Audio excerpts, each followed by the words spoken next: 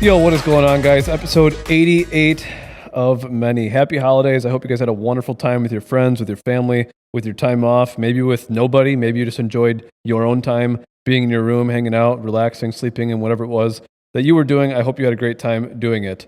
I know a lot of people have large family gatherings. I'm not one of those people. I've got my mom, my dad, my brother, my sister, and then my grandma and her significant other of many, many years. They come up and visit us. We hang out.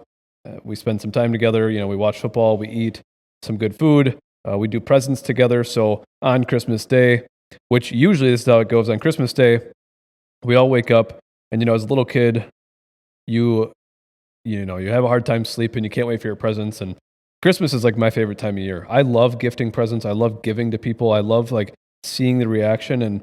And I think it's part of that like money exchange for other people's happiness in a way, kind of like, I don't want to say like charity, right? But like when you start giving your money away in other areas and not spending it on yourself, I feel really good when I do stuff like that. So usually how it goes is Christmas Day comes, we wake up, everybody slowly kind of wakes up and we say, come on, and then you come down and we still keep it fun and young. So the night before, like there's not all the presents are out, the stockings aren't out, right? And so like the morning of, we come and now there's stockings out, there's more things. Well, that's how it usually goes. This year was a little different. Grammy didn't come up right away. She ended up coming like I think like 12:30, 1 o'clock. So the morning of Christmas was like a normal day for me. I went and worked out. I went and hit the gym. Then I grabbed the trailer. I went to Red Granite. I dropped the trailer off because the guys needed it for the day after Christmas. And then like I saunaed, I cold shower, and then I was just relaxing. And I'm like, what do I do with myself? Like this isn't a normal Christmas, I don't eat like the Christmas food anymore. Usually what we do is like a French toast bake. So now I'm just like, I eat eggs and meat. And so my mom didn't make French toast bake. So there was none of that in the, right? So it's just like a little different. But anyways, Grammy came, we did all of our presents. She was happy with everything she got. We had a really awesome year and just like got some good stuff. And I hope you guys really enjoyed the holiday too. That's what we do. And then usually we watch some kind of Christmas movie. We usually get some drinks together. Like that's what our family does. So very small, informal, just have a good time and relax and talk to each other. So that's what I got there. I'm going to give you a couple more personal updates, and then we're going to dive into some of my notes today. So I don't know why this matters to you guys, but I think this is going off of Christmas and some of the new stuff I got. Some of the things that I asked for were like some new vests, some new clothes, right? Some new shoes, whatever. I've always cared about my appearance and how I dress and how I look. But as of recently, I've kind of gotten more into like trying to match more things and understand more about fashion. And it's kind of fascinating. Like I'm learning. I'm not going out of my way. I'm not reading on fashion. I'm not becoming that kind of person, but I am trying to like go through my entire wardrobe and wear this with that or get rid of this if I don't actually wear it. And I'm being proactive about that. So it's just been kind of fun, like trying to figure out what shoes go with this shirt or certain colors that go well together. By no means am I going above and beyond and trying to research this stuff. I'm just trying to like be more open and wear some different stuff. So I'm enjoying it. I'm calling it my fashion era. I just wrote that down before this episode started. So hopefully some of you guys enjoy that as well. Sometimes it really does go a long ways, like dress to impress or, depending on how you are perceived to other people, the confidence level you have. So when you dress and you walk into a place and you feel good about your outfit, it gives you a little bit more confidence. You feel a little bit better. People maybe look at you a little bit differently, right? Like, so there's other added benefits. It's not just because I want to look good where I go, when I go.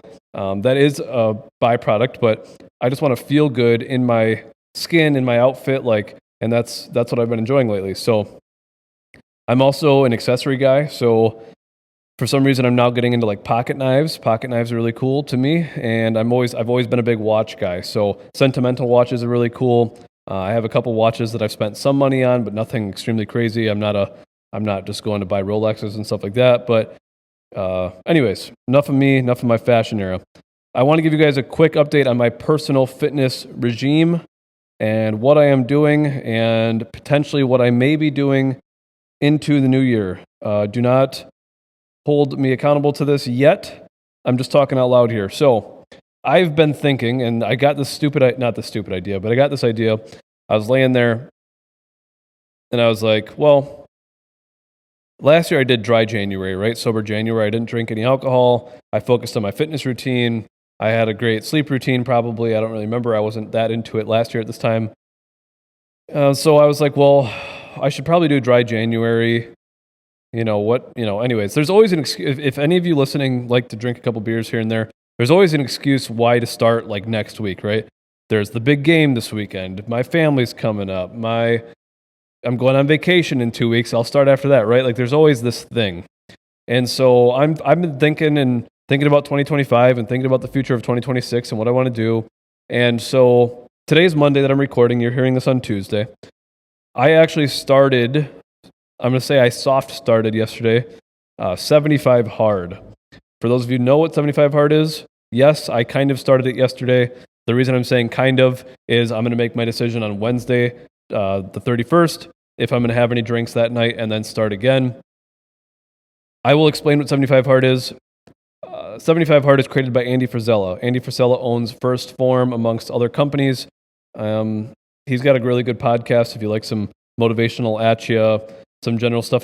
His stuff now is more what's going on in the world and just kind of talking, but he's very out there and at you. But anyways, he created what's called 75 hard.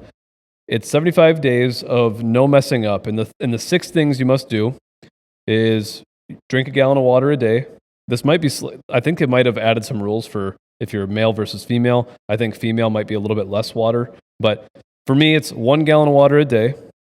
Follow a diet, whatever that diet is, you have to follow it.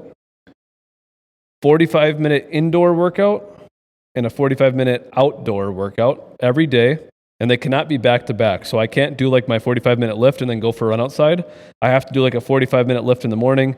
I have to have time in between it, and I have to go do my outdoor workout at the end of the day. These workouts can be like an indoor walk, an outdoor walk. I can do yoga inside. I can do a lift, right? It's kind of gray, but as long as you're doing an intentional workout, it's okay. Following a diet, drinking water, working out. You have to take a progress photo every day.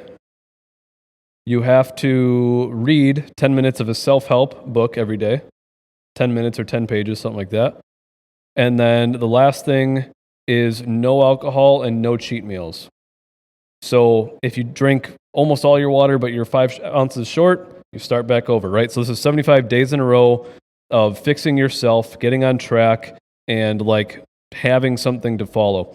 Now for me, I'm already a very disciplined person. 5 days out of the week, I am doing most of those things. I already drink over a gallon of water every day. I generally read almost every day. The only times I don't is if I'm on the road for a really long day. I work out basically every day, right? So I have to be a little bit more intentional, but the thing for me is not drinking on a Friday or Saturday, even whether it's a couple beers or Bloody Marys or whatever, right? So the reason I'm thinking about doing this is to do something hard. I always tell you guys, do the hard thing because it builds you, it builds your character, it tells yourself you're capable of more, you can accomplish more things than you realize you're capable of. And the more things you set your mind to, the more goals you set and you go out and accomplish them for yourself, it really just builds this amazing you. Like you just become a stronger person, you become more confident in yourself. And it's funny, the book I'm reading right now, the Third Circle Theory or the Three, something like that, it talks exactly about this. The more goals you set and accomplish for yourself, the more things you write down and go out and do them, the more times you tell yourself you're capable and you actually follow through with it, you're building a stronger you. You're building a better you. You're becoming more confident. Those of you who set a goal but don't really go out and do it, you have more fear. You have more fear that you can't accomplish the things you want to do. You have more fear in like the world in general. So creating a goal, going out and achieving it, it's great. For me, 75 hard would be that. I did dry January last year. I accomplished it. The day after January, I had some beers. I celebrated, right? So this to me would be like taking it to the next level. And I also think it would be something for you guys to listen on to my journey and hear how I'm doing and just like what I'm experiencing. Now, I already do, like I said, all of those things. So it's not like about instilling more discipline into me. It's just about to like, again, taking my discipline to another level. I think this is a very hard challenge for a lot of people. I don't think this is something that comes very easy. And again, if you get to day 32 and you didn't get to do your 45-minute outside workout, that's tough. You got to start over. The weather in Wisconsin, January, February, March, you're right in the thick of it. You're going to have wind chill days below zero. You're going to have snow days. Like you're going to have sleet days like yesterday, right? So to me, it's kind of like the ultimate challenge currently. The 75 hard would be something more difficult for me. It would allow me to lock in even further. I would get a tremendous amount of reading done before the end of those 75 days. I think I would look like a different person by that time. My diet would be on point. My sleep routine would be perfect, right? So anyways, I'm thinking about doing this. I just wanted to bring this to you guys. Yesterday, today, tomorrow, even Wednesday, I intend on doing these 75 hard days. Like I said, it'll be like 5-ish days of me doing it. I did take a progress photo yesterday. I took one today. And then, like I said, I'll decide on Wednesday if I started or if I'm going to do this at all, or if I want to have some drinks. I might decide that, hey, I'm going to do 30 hard, right? And that's, if Andy Frizella listens to this, which he doesn't, but if he ever heard this, he would basically tell me that I am, he would say some things that I wouldn't say on my podcast necessarily, but he would say 30 hard, like I'm just making an excuse not to go the full way, right? So for me, I think I'm going to do either 75 hard or some variation of it in my own terms. I think it'd be fun to make some kind of Grizzly challenge for our team, for our Grizzly family, our members, the people listening, right?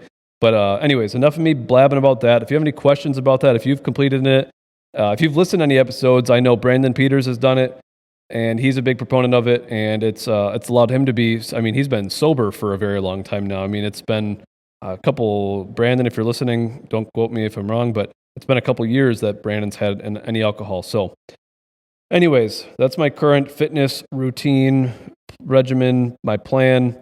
I'm going to push myself. I'm going to get some outdoor workouts, some indoor workouts. I'm going to change who I am, right? So, and again, I'm not going to do 7 days a week of lifting and 7 days a week of running outside. It might be a 45-minute outside walk.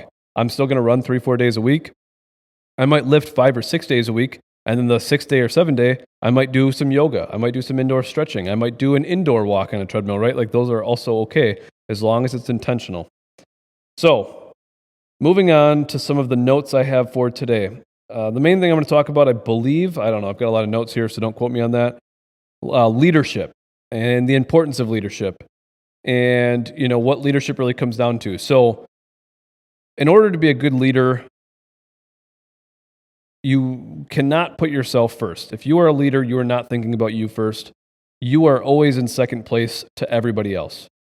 So in the workplace, if I got to stay late to make sure the company meets, if I got to pick up where you left off because you got to leave at 5 o'clock and I got to stay till 10 to get it done, that's what a leader does. A leader supports the team in whatever realm they need to help, right?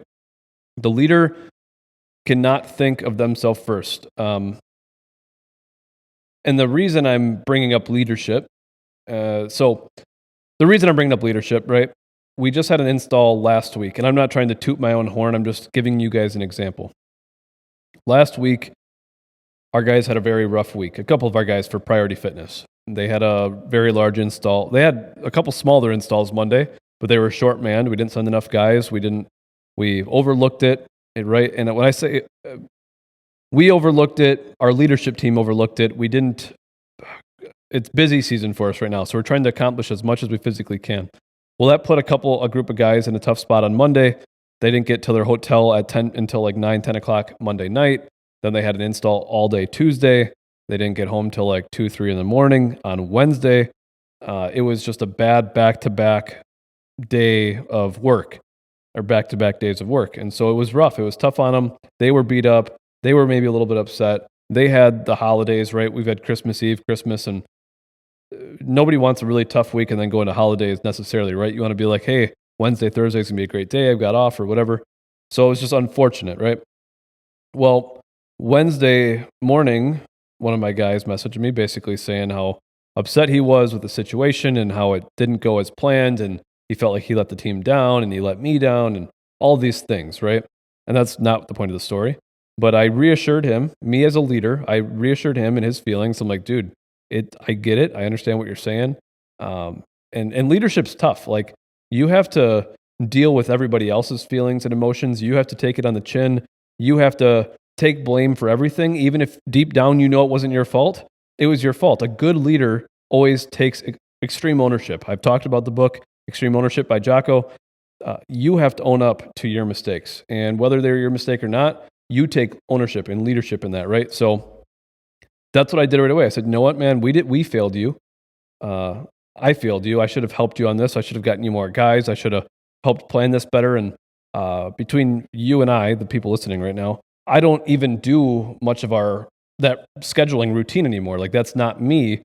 But I still felt as a leader that I should have done something different. So anyways, I reassured him. I had a conversation with him, got him on the same page. And mind you, he texted me at 3 a.m. I woke up at 5 a.m. I shot him a text back and then talked to him later in the day. And what I did, so what I found out was that they weren't able to finish the job.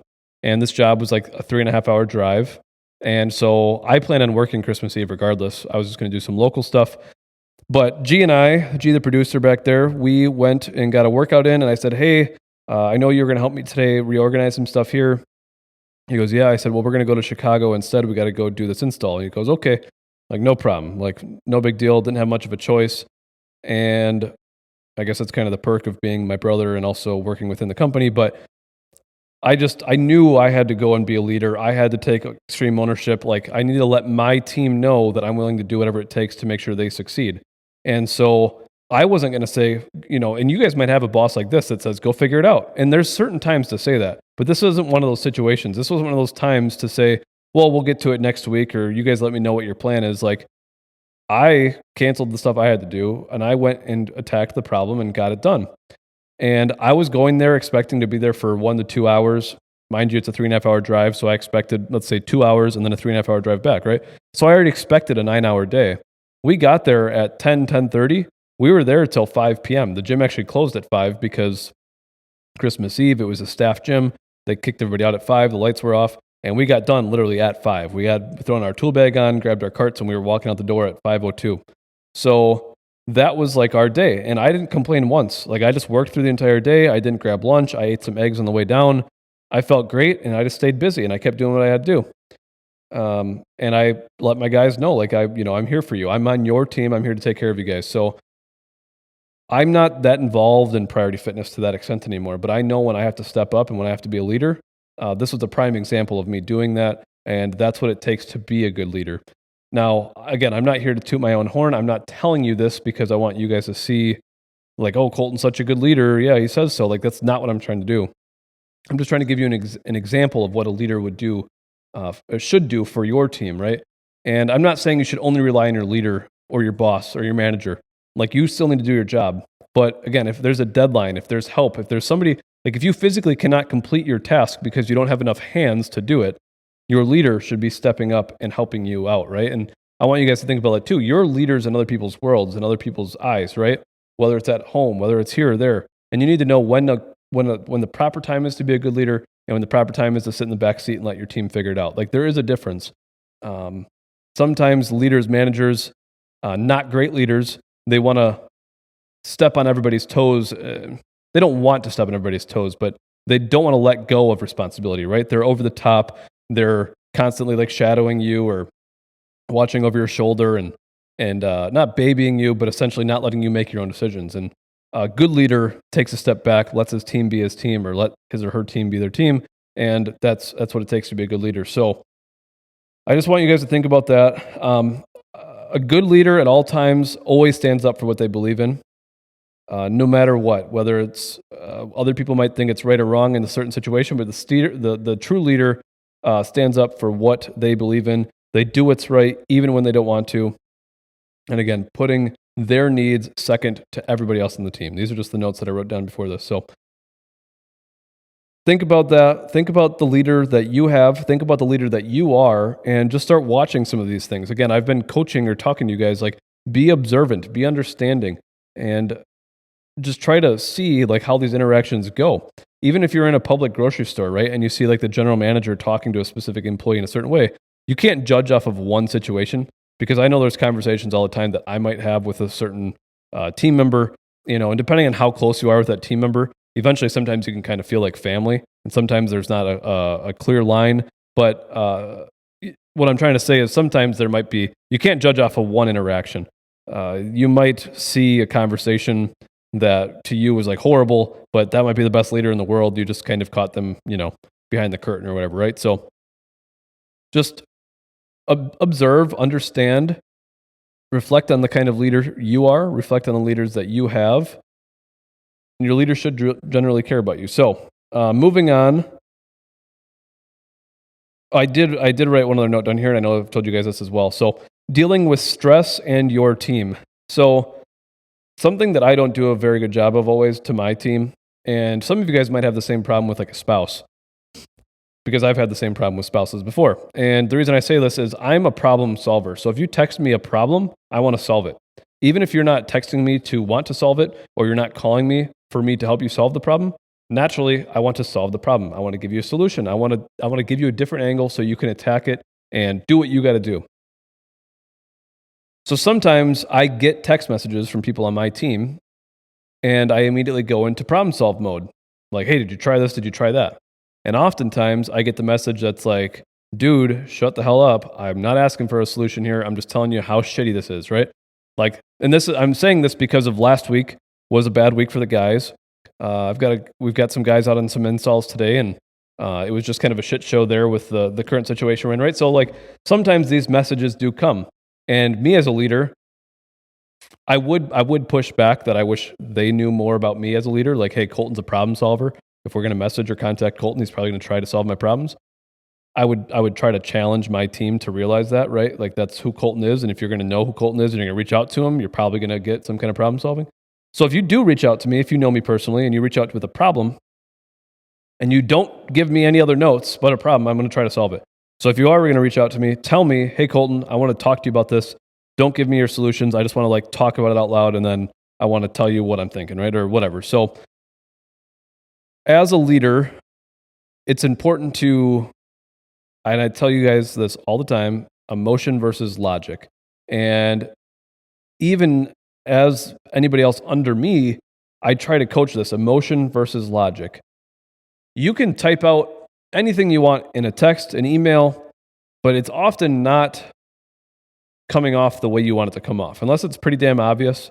You use, there's different ages in texting and different ages in emails, and like there's a lot of miscommunication in those types of conversations. So I encourage you to pick up the phone if you want to talk about something serious. But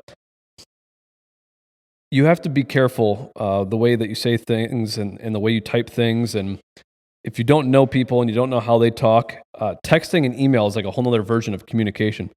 If I'm with you in person, I can understand who you are. I can start being more like you so we have a better conversation. But if I don't know how you text and I don't know how you email, it's easy to think about how I text and how I email. And this is funny because I'm thinking about this right now. Sometimes people will text me K. I hate it. Do not text me K. Like that to me seems like you're pissed off. You don't want to talk to me. And you're like, whatever, right? That's like you're rolling your eyes and saying K. Like you can't even type okay, or you can't even spell okay, right? Like you don't say K anymore. But now if you grew up in the texting world of like when the BlackBerries were around and the first iPhones, right? If you're that generation, you guys said K. You used short form text. Like everything was abbreviations, and I get it. So you have to realize who you're talking to, how you want to come off. And that's like in person, that's one thing. But now texting and email is like a whole nother level of communication that is tough to understand. So the reason I'm bringing this up, be careful what you say in text or email, because oftentimes it's misread, misunderstood. The person doesn't text or email like you, and they don't know how to assume how you're texting or emailing. So unless you text this person all the damn time, or you're from like the same general like generation and like you guys all kind of talk the same, it's pretty tough to understand how people talk, right? For me, when you start putting things in lowercase, which I know is like a hip thing to do now, but if you put everything in lowercase, to me, you're kind of talking more in a sad tone. If you go, if you type me like a 4 or 5 word sentence and then you put a period, to me, you're being like short and like, again, kind of saying like, whatever. Like that's how it comes off. That's how it's perceived to people my age. And I read into it probably more than the average person because of my role and how I observe people, right? So maybe that's a downside, but you can type whatever you want. Type it all out. Type up the nastiest message. You'll feel better, and then delete it. Don't even send it. Let your emotion sink down. Let it set aside. Then let your logic kick in and say, you know what? I agree with you. I disagree with you. Like have a good conversation. So I do this a lot. Like as a leader, I will have a message typed out to people on my team, and If I if I am quick enough, I might have sent it, but very rarely do I do that. I will have a massive message typed up. I will think about it. I will reread what I'm saying. I'll even add some words in there to make sure it sounds exactly how I want to tell it to you because of how pissed off I am. I will delete it. I will get rid of it. I will not generally put my team in that situation, and I'm going to get rid of that emotion. It's not just my team. This might be vendors. This might be other businesses that I have to talk to, right? So type out as much shit as you want. Really feel it. Feel like you really told them. Delete it. Get rid of it. Close your phone for a little bit. Leave that person on red for a little bit. If you have your read receipts on, that's fine. Just breathe. Go for a walk. 5-10 minutes is all it takes, and you'll have some more logic to put in there. So that's my little conversation on leadership, right? Another interesting thing that I want to leave you with, I don't know that I'm going to give you, this is like kind of different, this is kind of off topic, but this is something interesting I was just reading today. The average American is 60% productive during the workday. So if you work a 10-hour day on average, you're working only 60% of it's productive.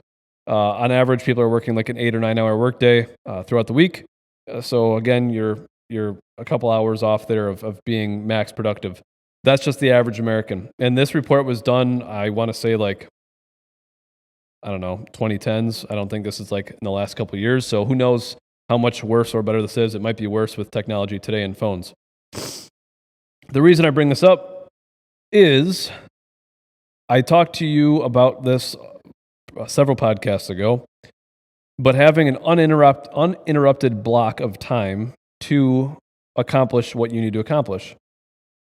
And so our goal is like maximum productivity. If you want to get a raise, if you want to get more done in a day, if you want to become more valuable, you got to outproduce everybody, right? You have to work harder than everybody else. And that doesn't mean staying late. That doesn't mean working 16-hour days. Sometimes it might. I'm not saying that's not a bad, if that's what you have to do, that's what you have to do. But I know that I can come in the office and I can work for 2 to 4 hours a day and get way more done than the average person because of how, and I'm not saying this is every day. I'm not saying I'm the most productive person in the world. That is not what I'm saying. But I can come to the office in a 2 to 4 hour time period, like today before this podcast recording. This is right now, we've started recording at like 1 p.m. Been in the office for 4 or 5 hours today. I have accomplished so much. I've gotten all these notes done on my phone that I know I needed to do. I've just accomplished all of these things, like task after task after task. I've taken a couple phone calls, which did slow me down a little bit, but if you can have a 90-minute, a 60-minute, even a 30-minute uninterrupted, I would say probably 60 or 90 minutes, even 2 hours if you can get it, of uninterrupted time, no email notifications, turn your phone off, put it on Do Not Disturb, tell everybody on your team that from 8 to 10, it's your time. You come in and you get all of your tasks done that you need for the day, like that 100% of like that maximum effort of putting your brain to work to get the things done. On average, you're going to get way more done in that couple hour window than you would have in a 6 to 8 hour day in the office. And anybody on my team listening, I know a lot of you don't have like 8 hours a day like at the computer. Like that's just not what we do. We're busy in the field. We're training clients. We're going from gym to gym, right? But if you listening on my team, especially, I don't know how to say that damn word, but if you can have a 60, 90-minute chunk to start your day, turn your phone over, don't let us bother you because I know we're always firing texts away to our team. For one, you need to have a good idea of what you need to do the next day. So at the end of your workday today, you're going to write down fucking 5 things that you need to accomplish tomorrow. And if you accomplish those 5 things, the day's amazing. And I always coach you guys on the one thing. That should be the very top. What one thing can I do? But you probably have a running list of items that you need to accomplish. I am doing a very good job of an outstanding running task list of items that I need to accomplish for everything. This could be billing. This could be phone calls I need to make. This could be applications I have to fill out. This could be buildings I need to tour. Like it's all of these different areas. It's not just my one billing thing for the day. It's like all these different ideas, thoughts, like I put down how much I need to read. I got to finish this book by this day. I got to drink much water, right? Like I think of all these things and I write them down because my brain is constantly doing this, like thinking and new ideas and don't forget this and oh, did you forget that? So if you can seriously give yourself a window of time to just be productive and do your list of things, you will get so much more done. You'll feel so much better at the end of the day. You'll have knocked off some serious tasks that you needed to accomplish, right? So I challenge you, if you can do this, 60, 90, 120-minute window of uninterrupted stuff, depending on what you need to get done. For me, it's not the same every day. Some days I could get 30 to 60 minutes of office stuff and really get a lot done. Other days, like today, as soon as I'm done with this recording, I'm going to go back in the office for another hour or two and knock out some more stuff. So I just want to leave that with you. The average American is only like 60-ish% productive. And again, I don't even know. Maybe I can do some research and bring you a new number. Maybe that's even lower now. I know there's a lot of tools out there to help you be more efficient and effective, but the more productive you can be, the more work you can take on. The more work you can take on, the more valuable you are in your role, in your job, in your business, right? So if we can be more productive, we get more done, we make more money, we become more valuable, all of these things, it's better for you. So last things for the day. Be productive. Get you that time chunk.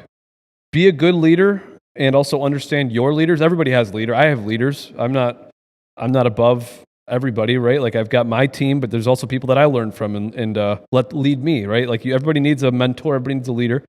So be a good leader and be a good learner. Observe everybody else around you. Observe your leaders, observe your management, observe other people getting managed and understand how they're interacting, and just start being more observant of the world around you. You need to do this. Your eyes will open. It'll benefit you. Trust me. And then dress to impress. I talked about my fashion area. Go out and be you, feel good, dress nice. The better you dress, I think the better you feel. The better you feel, the more work you get done, right? I can't think of the saying. I've been trying to think of it this entire time. But again, the better you feel, you've got, for us men, a clean shave. You got your new outfit on. Again, you go to the gym and you wear your new gym shoes, you feel good. It's going to be a damn good workout. You get your new pre-workout, it's going to be a good workout, right? Like that's how we feel in these situations. I know any of you listening that go to the gym, you get that new workout shirt, that new hoodie, those new sweatpants, the new socks, the new shoes, the new pre-workout, the new shaker bottle. It just takes one of those items and you're like, dude, today's going to be the best workout. Like that's how it goes. So have that same approach in your daily life. Go work out in the morning. Like yesterday was Sunday, I had nothing to do. I went and worked out. I got my run in. I did my things. Then I came home and I was like, well, it's Sunday. What do I do? And I was reading a bunch. It wasn't that I was being unproductive, but I got dressed. I put jeans on. I put a new flannel on. I felt good. Even if I was like just cooking in my new clothes and laying down in my new clothes, like I just felt good. I felt, you know what? I don't look bad today. And so everything else was a little bit better and I was more productive. And so take this approach. The more proud you are of yourself and your appearance and all of those items, like I think it'll help benefit your life, your confidence. We just talked about confidence, I think 2 episodes ago. Walking into a store, meeting new people, feeling like you belong in the room, right? Look the part, feel good, and I think that'll take you a long ways too. So, and then think about your goals for 2026. Think about 2025. Think about what you've accomplished thus far. Think about what you didn't accomplish this year and what you want to accomplish for 2026. I am going to sit down and go over a bunch of my goals and my thoughts and ideas for you. That will be Thursday's episode, which will be New Year's Day, so it'll be great. And then I'll probably hammer out a couple more goals episodes after that because I think you got to use the power of New Year's. You got to harness that New Year, New Me feel. I know we all get it. We all close the chapter book on 2025 and we open it. We turn the page to 26.